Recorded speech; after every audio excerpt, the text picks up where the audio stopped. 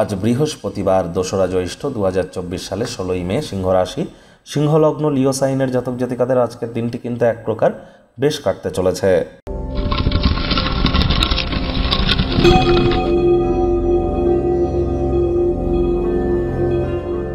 ভিডিওটির শুরুতেই স্ক্রিনে আপনারা দেখতে পাচ্ছেন বৃহস্পতির বীজ মন্ত্র ওম গ্রাং গ্রিং রং স গুরবে নমঃ।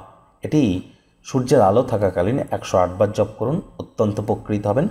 পরিবার, পরিজন, আত্মীয় স্বজন, বন্ধু বান্ধব, সন্তান সন্ততি, আধ্যাত্মিক চিন্তন, চেতনা, জ্ঞান, নাম, যশ, খ্যাতি, ঐশ্বর্য, এগুলির কিন্তু ধারক কারক বাহক গ্রহ বৃহস্পতি।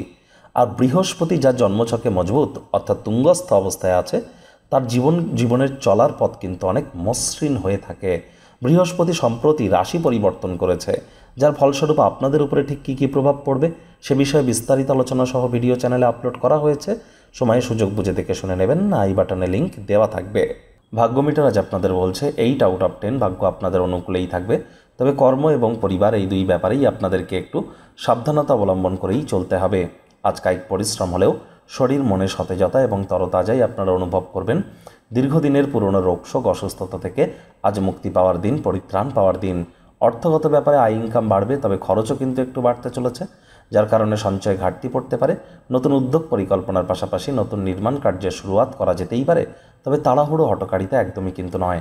এমন কিছু করবেন না যাতে অন্যদের উপরে জোর জবরদস্তি মনে হয়। ডমিনেটিং নেচারের হলেই কিন্তু ক্ষতি।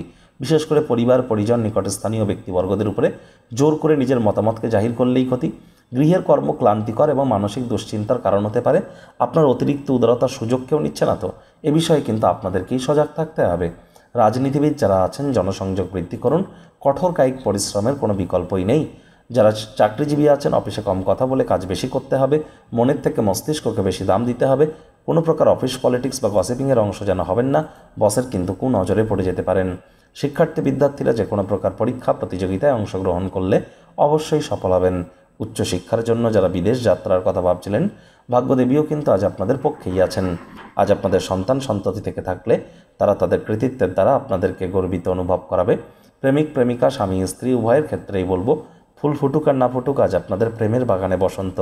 দিনটিকে যতটা সম্ভব রোম্যান্টিক করে তোলা যায় সেই প্রচেষ্টাই তো আপনাদের করা উচিত। অবিবাহিতদের বিবাহের যোগ পরিলক্ষিত হচ্ছে। যারা প্রেমে পড়েননি তাদের জীবনে স্বপ্নের নারী বা পুরুষের আগমন আজ কিন্তু হতেই পারে। একটু প্রচেষ্টা আপনাদেরকেও করতে হবে। শত্রুপক্ষ, বিরোধী পক্ষ আজ কিন্তু একটু হলেও শক্তিশালী থাকছে, তবে বড়সড় কোনো ক্ষয়ক্ষতি আপনাদের করতে পারবে না। পরিবারের প্রতি দায়িত্বগুলি পালন করুন।